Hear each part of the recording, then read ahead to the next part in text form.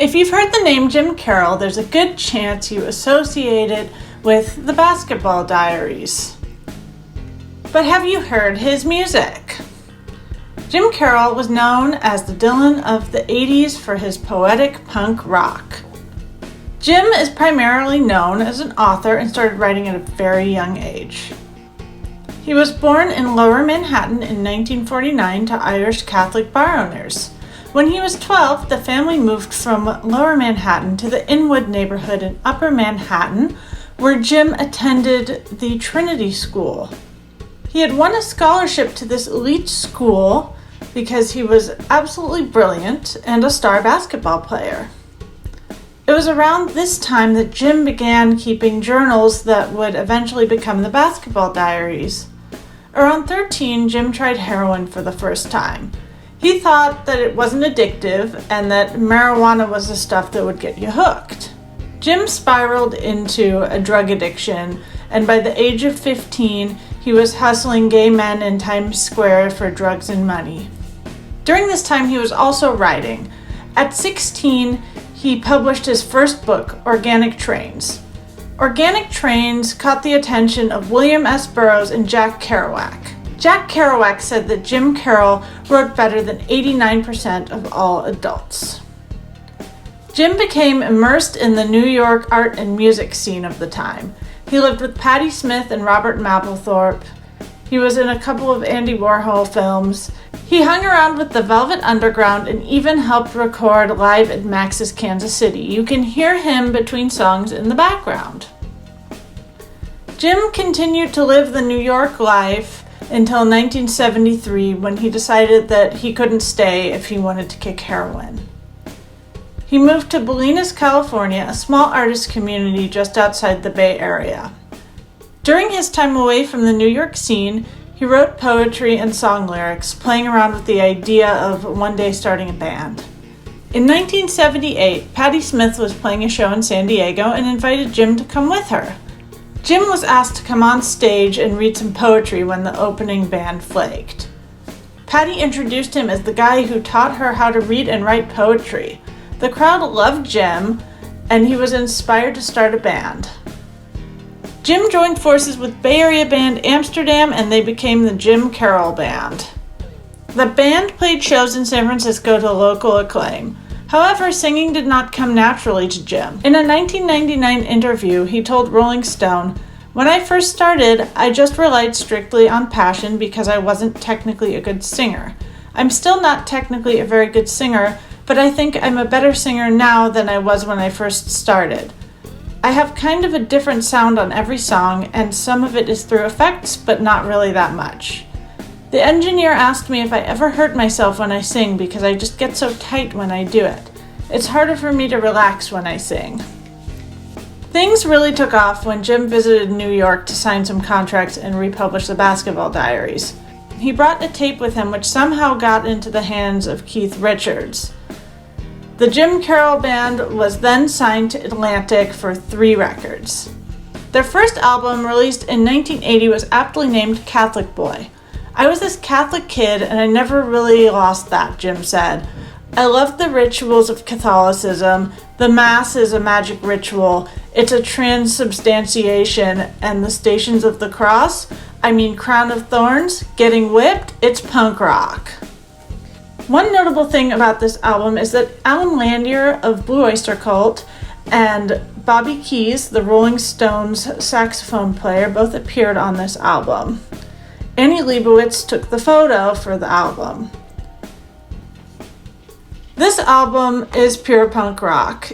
It's raw, it's fast, and it became a mild commercial success. People Who Died was the most popular song on the album and appeared in several movies, including E.T., The Basketball Diaries, and Tough Turf. You might be saying, "Wait a minute, I don't remember that song People Who Died in E.T." Well, that's because it's kind of hidden. In that scene near the beginning where the boys are playing Dungeons and Dragons, there's this radio on the table that's playing People Who Died. If you listen carefully, you can hear it. The second album, Dry Dreams, was released in 1982 and didn't have as tough of a sound as Catholic Boy. The cover art was also by Annie Leibovitz, and Alan Lanier appeared on this album as well. The lyrical style is less sharp, but even more poetic than the first album. The sound is also a little darker. The third album, I Write Your Name, was released in 1983 and was a slightly more mature follow-up to Dry Dreams. The sound had become a little softer, but the lyrics were still deeply poetic. On these first three albums, the sound evolves, but is still relatively cohesive. Some of his lyrics are narrative, others are more atmospheric. There is definitely a New York sound, despite Jim having lived in California for some time. Jim took a break from writing music until 1998, when he put out Pools of Mercury on Mercury Records. This album is divergent from the rest of his work, and you can tell that he was inspired by the likes of Pearl Jam, Nirvana, and Bush. A good chunk of it is spoken word over ambient 90s rock. This album was put out as Jim Carroll using studio musicians through Mercury and not the Jim Carroll Band like his previous three albums. His lyrics on this album do have the same depth and poetic quality that fans had come to expect from him. In 2000, Jim put out his Runaway EP on Kill Rock Star's label. This EP features a cover of Del Shannon's Runaway, a couple of re-recorded songs from Pools of Mercury, and a couple of live songs. This was the last musical album that Jim would put out. During his career, a live album and a best-of compilation was also released. He has also recorded several spoken word albums. Jim collaborated with many artists, including the re-recording of the song Catholic Boy for the soundtrack of the Basketball Diaries. He collaborated with Rancid on the song Junkie Man, earning a gold record. He recorded with members of Sonic Youth and worked as a lyricist with Blue Oyster Cult and Boz Scaggs. One of his most exciting collaborations was on stage. He played a sold-out show in New York with Keith Richards. His work was covered by Marilyn Manson, 7 Year Bitch, Drive-By Truckers, and more. In 1999, a multi-band tribute album called Put Your Tongue to the Rail was released. Jim Carroll's other media includes 3 books of prose, 6 books of poetry, a couple talk show appearances, and writing, music, and acting credits on over a dozen films. Jim's most well-known work is, of course, the Basketball Diaries. This memoir is a compilation of his teenage journals detailing his years as a basketball star and his descent into drug addiction. The story may be a little disturbing to some. It is sometimes tragic, but with bits of dark humor throughout. This book was not written from a place of trauma. It is very matter-of-fact, and the book is a very good read. The movie is also definitely worth a watch.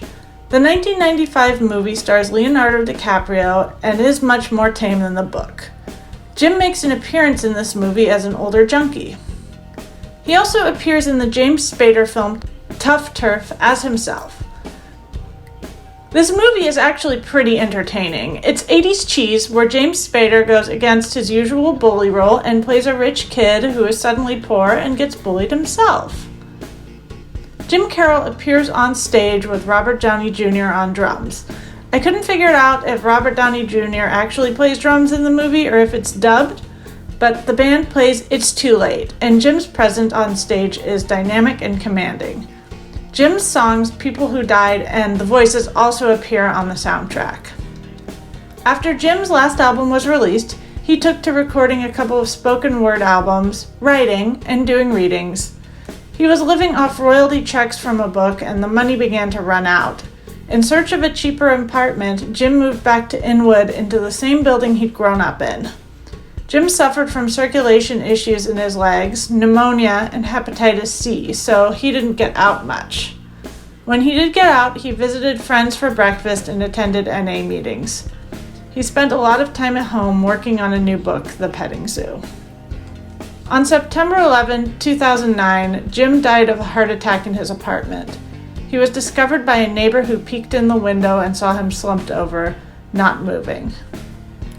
Jim had a Catholic funeral and was buried at St. Peter's Cemetery in Haverstraw, New York.